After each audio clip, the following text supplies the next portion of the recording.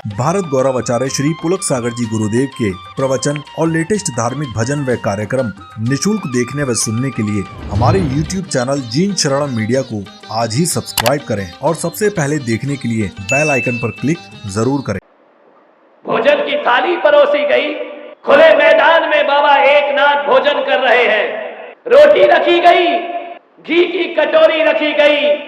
बाबा एकनाथ ने भोजन करने से पहले अपने प्रभु का स्मरण किया, आंखें बंद की और आंखें बंद करके प्रभु से कहा, प्रभु तेरा लाख लाख धन्यवाद कि आज मेरी थाली में 2 रोटियां तूने रखी हैं। जरूर मैंने पिछले जन्म में किसी भूखे की भूख मिटाई होगी, तभी तूने मेरी थाली में रोटियां प्रदान कर दी हैं। ये सोच रहे थे, भगवान को धन्यवाद दे रहे थे। हे प्रभु तेरी कृपा है मुझ पर बहुत। भोजन से पहले शांति मंत्र पढ़ रहे थे और भगवान से प्रार्थना करते हैं कि हे ईश्वर, इस दुनिया में यदि कोई भूखा हो तो मेरे पास भेज दे। मैं अपनी रोटी देकर पहले उसकी भूख मिटाऊंगा, उसके बाद अपनी भूख। ये होता है जीवन को सार्थक करना। और कहते हैं आंख मूंद कर जैसे ही प्रभु का ध्यान किया, एक कुत्ता आया, जैसे ही आंख खोली थाली की रोटी कुत्ता लेकर के भाग गया। आंख खोल करके देखा थाली खाली। बाबा एकनाथ ने देखा कि अरे कुत्ता रोटी लेकर के जा रहा है, दौड़े उसके पीछे। कुत्ता आगे आगे, बाबा एकनाथ पीछे पीछे, भागे जा रहे। कुत्ता रोटी लिए भागे जा रहा है। बाबा एकनाथ ने कहा, अरे प्रभु कहाँ भागते हो? हे परमात्मा कहाँ जा रहे हो तुम मुझसे दूर? ये रोटी लेकर भागो मत। लोग समझ रहे थे कि बाबा रोटी छीनने गए हैं। बाबा एकनाथ तो घी का कटोरा लेकर जाते हैं कि हे प्रभु ये रूखी रोटी क्यों खाते हो?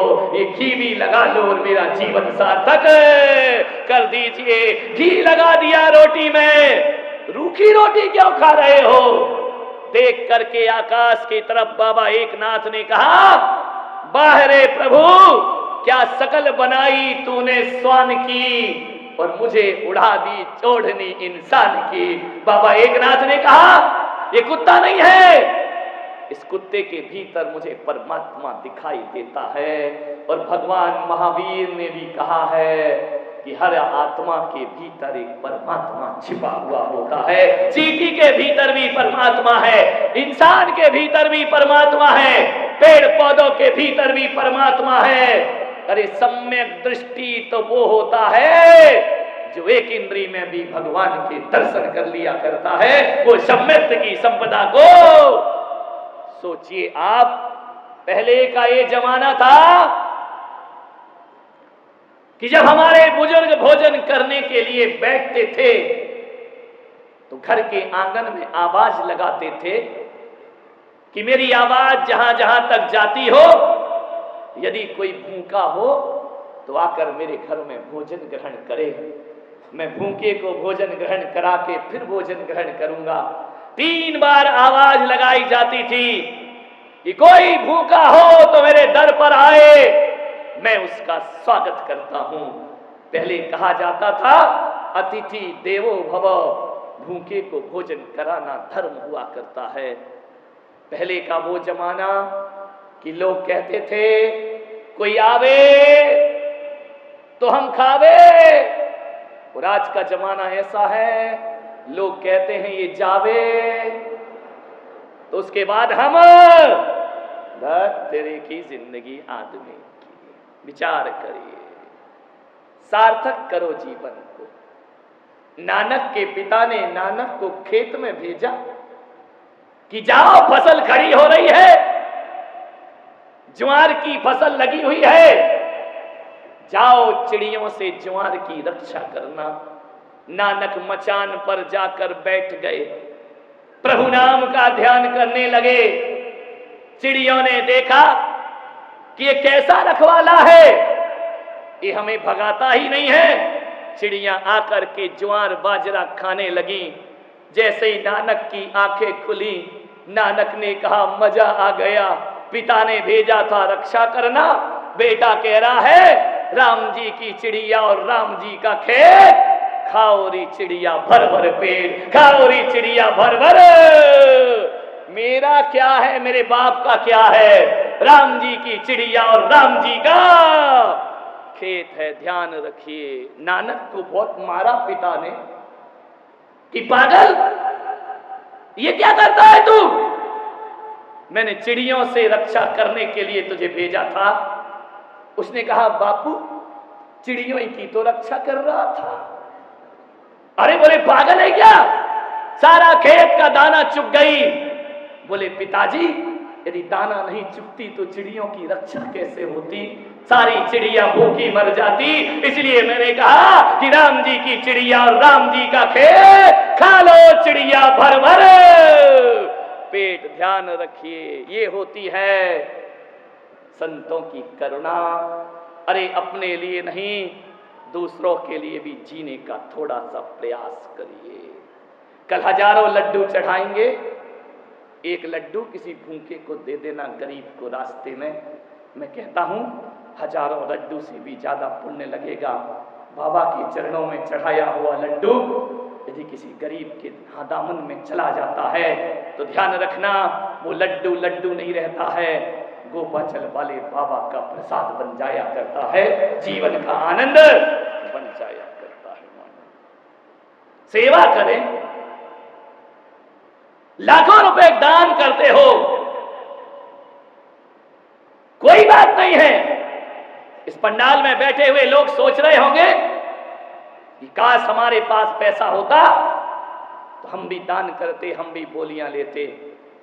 आज हमारे पास पैसा नहीं है, हम कैसे इस सौभाग्य को प्राप्त करें। नहीं मेरे भाई, ये दिमाग से निकाल दीजिए कि पैसे से ही धर्म हुआ करता है।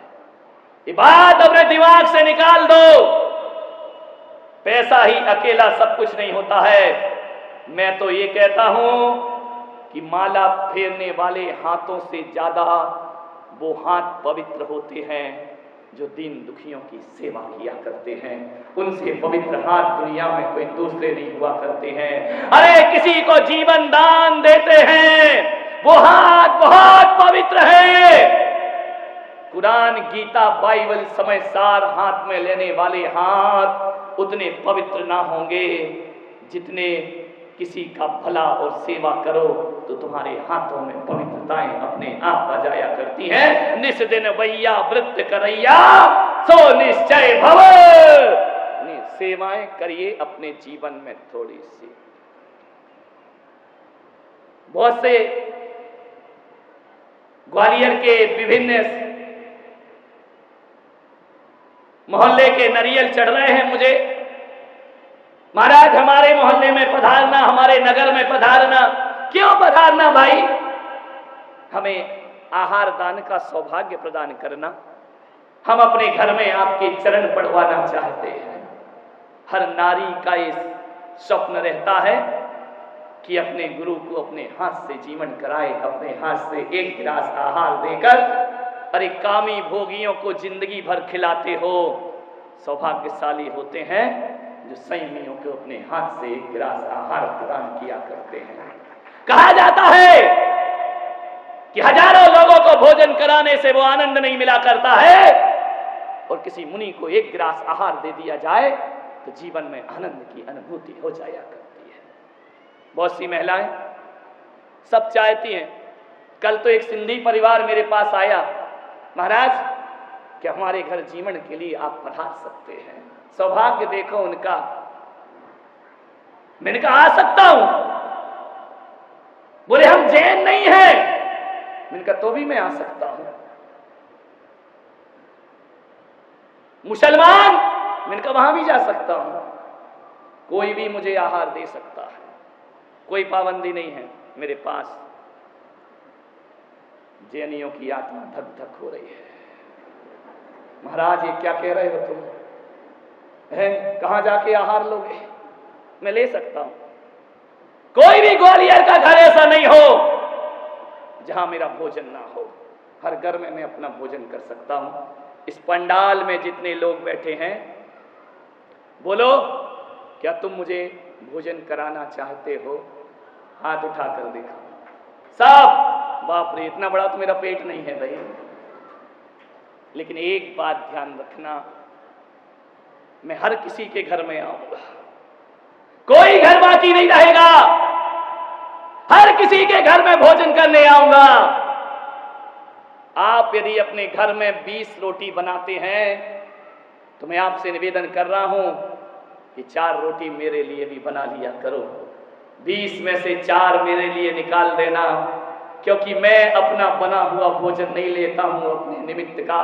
यदि 20 रोटी बनती है घर में, 4 रोटी मेरे लिए बनाना। ध्यान रखना, वो 4 रोटी हर घर में मेरे लिए बनना चाहिए, उसमें तुम मत खाना। वो 4 रोटियां यदि हर घर में जैन अजैन सबके घर में बनेगी, और मेरे नाम की जो रोटी तुम बनाओगे, अरे पुलक सागर भले ना आए, वो 4 रोटी किसी भूखे को खिला देना, मैं समझूंगा मेरा आहार तुम्हारे घर में हो चुका है। प्रतिदिन 4 रोटी मेरी निकालना। और घर में यदि गाय आ जाए तो 4 रोटी दे देना उसे। घर में कोई भूखा आ जाए, भिखारी आ जाए, क्या परीक्षा करते हो 2 रोटी के लिए? 2 रोटी 4 रोटी उसके दामन में डाल देना। और उसको यदि तुम रोटी दोगे, तुम सोचते रहो कि हमने भिखारी को दिया है, और मैं सोचते रहूंगा कि भिखारी को नहीं, तुमने मेरे सामने अर्घ चढ़ा दिया है। इससे बड़ा धर्म दुनिया का कोई दूसरा। बोलो, सिंधी परिवार हो, जैन हो, वैष्णव हो, माहेश्वरी हो, 4 रोटी मेरे लिए निकालोगे ना? मेरे खाने का मतलब ये नहीं कि मैं आकर खाऊंगा। अरे भगवान भी तो नहीं लेता ना, फिर भी तो मूर्ति को भोग लगाते हो। अपने ठाकुर जी को भोग लगाया जाता है, मूर्ति थोड़ी खाती है। लेकिन जब ठाकुर जी को, पत्थर की मूर्ति को भोग लगाते हो, तो तुम ऐसा सोचते हो कि ठाकुर जी भोजन कर रहे हैं। अरे भूखे को 4 रोटी खिलाना, सोचना पुलक सागर भोजन कर रहा है। तुम्हारे घर में आहार ग्रहण 4 रोटी बस, और 10 रुपए मुझे जरूर देना हर दिन, ध्यान रखिए। इतना तो दे दो भाई, मुझसे लाखों रुपए का आशीर्वाद मांगते हो, मेरे को 10 रुपया भी नहीं दोगे, मुझे 10 रुपया नहीं दोगे ना, तो इनकम टैक्स वाला 10 लाख ले जाएगा उठा करके। ध्यान रखना, विचार करना है। 4 रोटी और 10 रुपए। 10 रुपए इसलिए कह रहा हूं, लोग कहेंगे महाराज रोटी की रोटी खाओ, 10 रुपया और मांग रहे हो। ध्यान रखिए, 4 रोटी मेरी माताएं मुझे देंगी, और 10 रुपया जो पिता तुल्य हुआ करते हैं ये मुझे प्रदान करेंगे। 10 रुपए हर घर से मिलना चाहिए। और एक बात ध्यान रखना, वो 10 रुपए मैं ये नहीं कहूंगा कि तुम मेरे ट्रस्टियों को लाके दे देना, मैं ये नहीं कहूंगा किसी मंदिर में जाके देना। वो 10 रुपए जो मैं कह रहा हूं, मैं हर व्यक्ति को, ध्यान रखना, लाखों करोड़ों रुपए दो तब किसी संस्था में ट्रस्टी बन पाते हैं। काहे को ट्रस्टी बनना, अपने ट्रस्टी खुद ही बनो। मैं ऐसा ट्रस्ट खोल रहा हूं जिसमें तुम ही ट्रस्टी हो, तुम ही अध्यक्ष हो, तुम ही मंत्री हो, तुम ही कोषाध्यक्ष हो, सारी कमेटी तुम ही बन जाना। और पर डे 10 रुपए निकालना और एक गुल्लक में डालते रहना। गुल्लक को गुल्लक मत समझना, अपने ट्रस्ट का कोषाध्यक्ष समझना। 10 रुपए पर डे उसमें देना, और महीने के जब 300 रुपए हो जाएं तो किसी अनाथ के लिए 300 रुपए की सहायता हर महीने करते रहना। इससे बड़ा दान दुनिया में कोई और हर व्यक्ति कर ले। एक व्यक्ति करेगा तो 300 रुपए होंगे। सोचो, इतने सारे लोग यदि अपना अपना ट्रस्ट खुद बना लेंगे, बोलो मेरे भारत से गरीबी अपने आप दूर हो जाएगी, अभावों का जीवन अपने आप समाप्त हो जाए। खोलिए एक बैंक, तुम ही कैशियर, तुम ही मैनेजर, तुम ही भरने वाले, तुम ही निकालने वाले। क्या अपनी दुकान से 10 रुपए प्रतिदिन नहीं निकाल सकते हो? क्या 4 रोटी तुम अपने घर में नहीं निकाल सकती हो? निकाल सकती हो ना? तो आचार्य कुंद कुंद से ही कहते हैं, दानम पूजा मुखम सावय धम्मो, यही सावक का धर्म है। 4 रोटी निकालिए। सभी ने हाथ उठाए थे मुझे भोजन कराने के। मैं ग्वालियर में रहूं या नहीं रहूं, तुम्हारे घर में रोज आहार होंगे या नहीं होंगे बोलिए। मैं भगवान धरती पर नहीं रहता, फिर भी दुनिया का भोग स्वीकार किया करता है। मैं यहाँ रहूं या ना रहूं, जिस घर से 4 रोटी निकलेगी, मैं दुनिया के किसी भी कोने में रहूं, मैं तुम्हारा आहार ग्रहण कर लूंगा। ध्यान रखिए।